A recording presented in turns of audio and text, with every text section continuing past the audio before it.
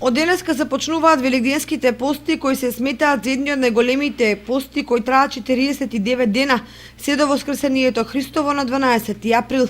Од понеделник до петок се пости без зејтин, изјави ѓакон Димитар Арсовски од православниот храм Свети Великомаченик Ѓорги во Кочани, а првата недела од постот според црковниот храм се пости најстрого, односно само со вода. Се пости на следниот начин, од понеделник до петок е на вода, без употреба на масло.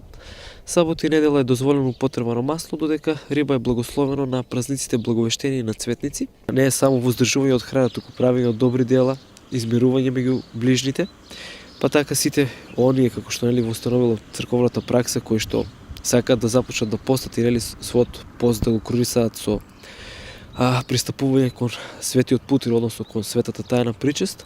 Уште на еден начин црквата во деновите на великиот пост во нашите души ја засилува соршеноста за гревовите, со што не дозволува венчавки, родендени, одење на театарски представи, забави и веселби. Сепак голем број верници го почитуваат велигденскиот голем пост во пресрет на најголемиот христијански празник посветен на Христовото воскресение. Жена ми пости среда и петок секој ден, секоја недела. А ја никој пост не пости. И ја мислам и младите дека не постат. А постарите како луѓе повеќе. Ретко младите може да има, некој или многу малку. Тоа е пожелба, кој сака. Постим и тие при крај на велига, денешен ден, потоа постим.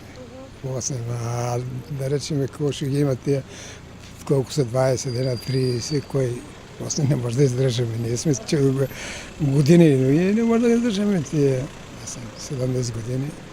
Не се издржува. Младите треба по еден ден да постат, а за тие повеќе денеси што некои ги има по 3-4 дена не јадат, не онадат, али по еден ден требало да се. Секој може да се издржи по еден ден. Па кој како сака, за да се пости треба се стекне навик. Да. Сепак разбираш, постите не се лесна работа. Да.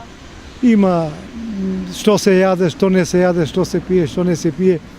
И тие пости што се по-долги, многу тешко може да ги издржуваат. Потреба е тоа, не се строго што постат луѓето, али тоа го поштуваме.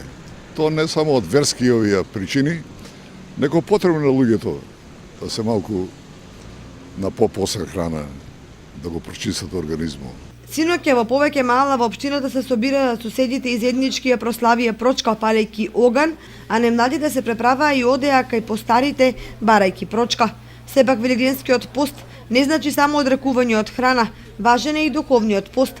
Верниците во деновите на постот треба да се воздржат од лоши мисли и дела и да се обидат да најдат духовен мир, без што постот нема смисол.